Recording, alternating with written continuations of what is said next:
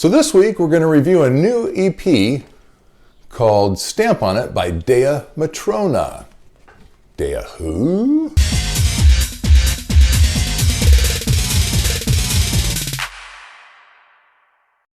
So one of my listeners, a guy named Vinny, the guy who actually turned me on to the Laura Cox band, said I should check out another band that was very guitar driven he thought I would like. The band's name was Dea Matrona. I'm like, Dea Who? And I thought, well, the guy likes the same kind of music I do, so I'm going to go ahead and check it out. Well, first thing I do is I go on Facebook, because I'm that age where people still use Facebook. It turns out they have 126,000 followers on Facebook. Okay, I'll go check them out on YouTube. So I go on YouTube, and they have 59,000 followers on YouTube. And I thought, wow, okay, let's check out some of the videos. I particularly like the one where they cover the old Cream song, Crossroads. I gotta say, it's as good as Cream, and the guitar solo, as good as Eric Clapton's. Wow, I'm really impressed. So I look at all the videos. There's 38 of them total. And I notice that some of them have over 1 million views. I'm like, wow, okay, so why haven't I heard of these people? I go ahead and add up all the views for the 38 videos, and it comes out over 6.7 million views. So like, okay, I'm in. I go to Amazon and I type in Dea Matrona.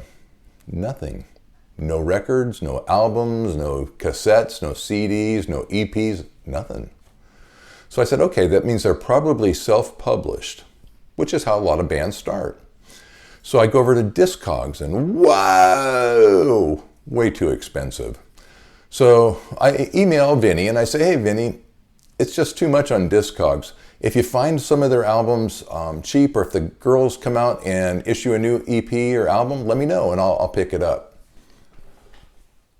So the next thing I know, I'm contacted by a guy named Bernie. He sends me an email and says, hey, a friend of mine named Vinny says that you would like to do a review on Dea Matrona. I said, yeah.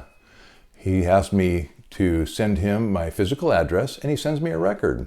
So thanks, Vinny, thanks, Bernie, and thanks to Rustic Records out in Philadelphia. Anyhow, so while I was waiting for the album to come, I continued to do research. I tried to find out a whole lot about the band, and there's just not that much out there. They're self-promoted, self-produced. They have a lot of stuff on YouTube, but that's about it. Just videos of them rocking and rolling. So the album comes, and I guess the best way to do it is to just let the record speak for itself. It's an EP, so it's only 3 songs. Side A starts out with the title song, Stamp on It. Now this is an interesting song, and after watching it on YouTube, I noticed immediately that the voices were different. It seemed like the vocals were toned down. I don't know if octave or key is the right word, but they're much lower. I like it. The guitar continues to be a real driving force in the song, and it's just a good rock and roll song. Really like it. The next song on side A is called Oh Well, and I don't know if you've heard of this. This is the song written by Peter Green of the original Fleetwood Mac, back when Fleetwood Mac was a rock and roll band and a blues band. Probably the only song by Fleetwood Mac that I ever liked my whole life. So anyhow, the young women come out and they blast it. They rock and roll. They do a better job than the original version. Really like it. Very impressed so far. So since it's an EP, I got to flip it over for the last song. And the song on side B is called Make You My Star. And again, just another straight up rock and roll song. I wish there was more I could tell you about the band. I do have to say, go out on YouTube and check them out. I especially like their video of doing Johnny B. Good. Of course, Crossroads by Cream. They do some Hendrix covers. They actually did, I think, a Carole King cover and some ballad stuff. And, you know, I'm not a ballad guy. But anyhow, when they rock, and when they roll, they roll. So what do I think of it? 2 thumbs up!